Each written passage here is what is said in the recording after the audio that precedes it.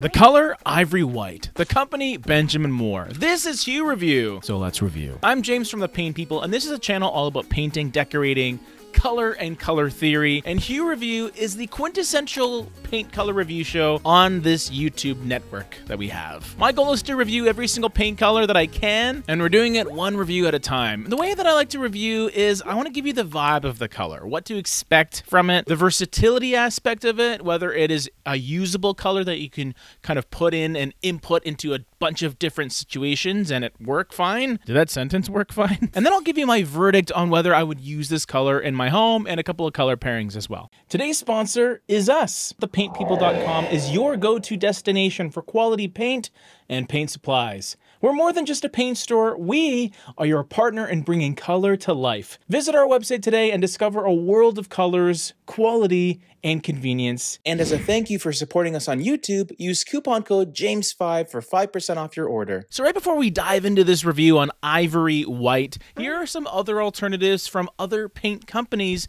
that come pretty close. They're not going to be spot-on matches, but if for whatever reason you weren't using Benjamin Moore paint, these are some alternatives in other paint companies that give you maybe 80 to 90% of the way. So what's the vibe of Ivory White? What kind of color is this? Well, we can tell that it's a white because it's in the name, so the labeling is fairly correct. Although I would say Ivory White to me is a little more of a lighter off-white because it has some decent coloration to it. It's not a clean, stark white. There's definitely some undertonage happening here. The undertones that I really get from it are a creamy, yellow-based warmth. This is nice because I feel like a lot of people are pushing away from cooler colors, typically, especially in the neutral category, and they're opting for these more warmer colors because it just makes their home feel all nice and cozy and warm and rosy. Now, I did mention off-white, and that's because this color isn't quite as bright as you might expect. It has an 83-ish LRV, which is the light reflectance value. The higher the number is, the whiter it'll be because it'll be brighter, it'll reflect more light. 83 is pretty high, but it's not the highest I've seen. I've seen 93 LRV paint colors, in rare cases 94 even. So Ivory White at an 83, still a very light color. If you were to use this on a larger surface, maybe you would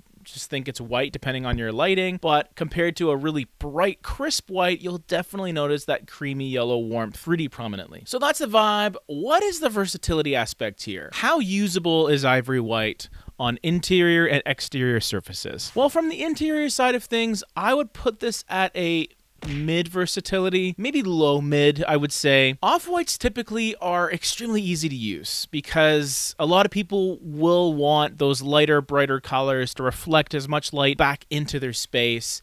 And a creamy white is kind of nice because of the fact that it is cozy, it is inviting, it is warm, quite literally and figuratively. The problem I have with Ivory White is that yellow undertone, and when you use it indoors, depending on your decor, depending on the stuff you have, the fixtures, the furniture, that yellow undertone may kind of present itself in a strange way. It may give you a bit of a yellowy greeny vibe if you have a lot of blue lighting coming from north-facing windows or LEDs. There is a chance that Ivory White could be a little problematic in those circumstances. The one thing that I will say that's nice about it is the fact that it does have that little bit of depth. It's more of an interesting white. It's not just a plain, boring, dead white. It has some likability to it because of its warm vibrancy, and this makes it a decent option for walls rather than just a white paint color that you might only use on frames, doors, and ceilings. On the exterior side of things, I would put Ivory White at a high-low versatility. The higher end of the low. And to me, it is because of that yellow undertone that I think really doesn't always work nicely. I'm just not a huge fan of yellowy, creamy colors when used outside because it lacks the depth to really go all the way with that yellow undertone. So you end up having this little bit of ambiguity with that yellow where sometimes it just kind of looks a bit off to me. It could still work for you, but it's just not one of my favorites as an exterior choice. So what's the verdict here? Where would I put Ivory White on the palette pyramid? Our arrangement of colors from top to bottom, is it a main color that you can use as the whole house color, one color fits all type of thing? Is it a support color that's more secondary? Or is it an accent choice? Is it a finishing color along the bottom of the pyramid? Of the three choices, I think I would put Ivory White as a main color. believe it or not. I think this is a choice that you could use on walls. In fact, I would probably prefer it on walls, as long as it suits your decor. I could see this working really well with hardwood flooring. Any of those warmer floors, I think, coordinate really nicely. And it's just going to reflect a lot of light back into the space. So if you're going for that more open, airy feel, ivory white could be a great main color. To a lesser extent, it could be a good support color,